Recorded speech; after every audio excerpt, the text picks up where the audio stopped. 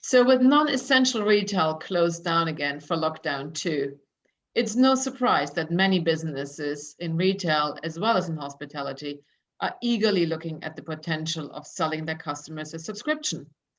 On the face of it, subscriptions offer regular recurring cash flow, greater insights into customer behavior, and they provide a barrier to entry to your closest competitors. So in this, our 5th video blog episode, we're looking at what types of subscription models are there?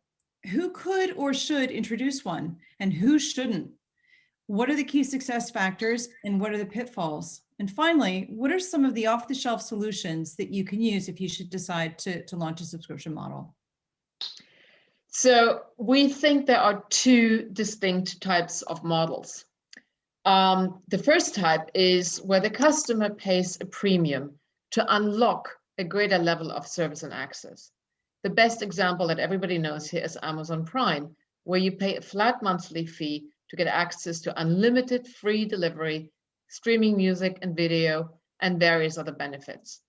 Other examples of this are, of course, the Ocado Smart Pass, where you pay a flat fee per month or per year, and you get free deliveries, you get discounts, you get reserved slots, Christmas slots, etc.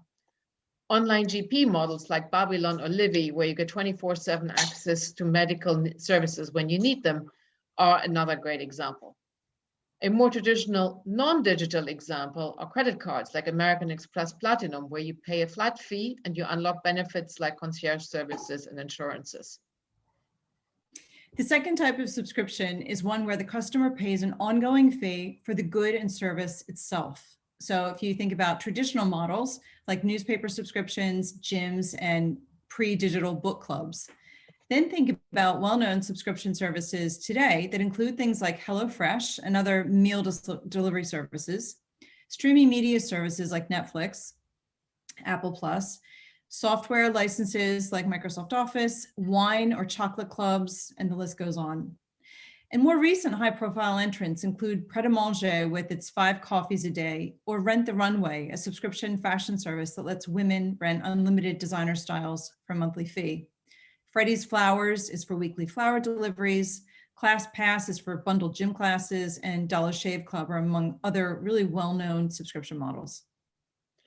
So we've been asking ourselves, what type of business could or should think about introducing a subscription model?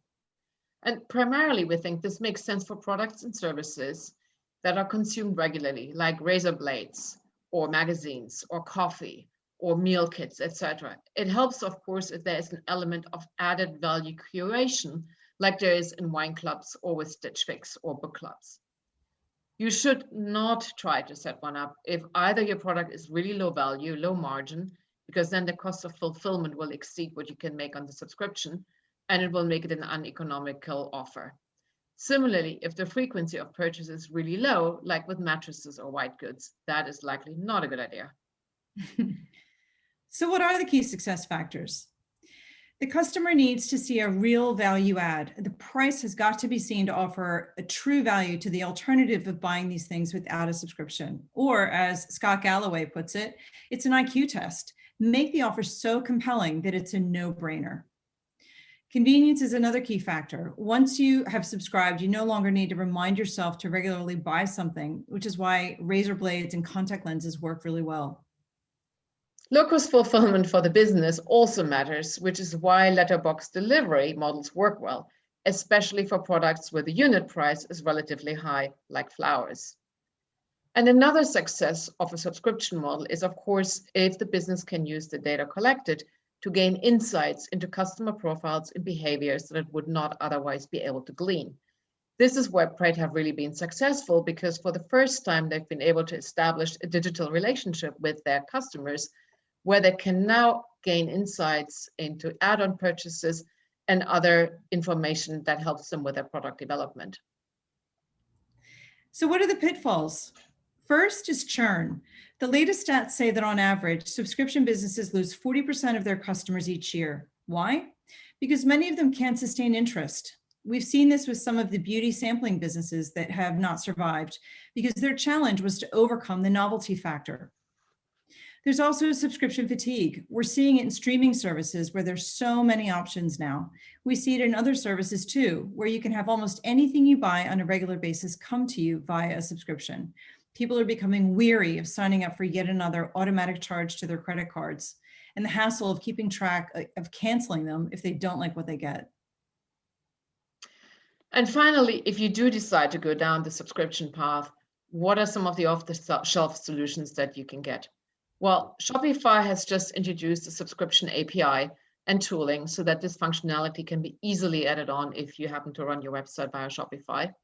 Cratejoy is a US-based subscription platform and marketplace. And then most of the big e-commerce platforms like Magento and BigCommerce have third-party plugins that you can use as well. So in summary, a subscription model can be a wonderful way of gathering valuable consumer insights, as well as generating regular cash flow. But before jumping into a loss-making Me Too proposition, think carefully whether your business meets the criteria that we've just outlined. We'd be happy to discuss this in more detail. Just reach out via our LinkedIn profiles if you'd like a chat. Thanks, Caroline. Thank you.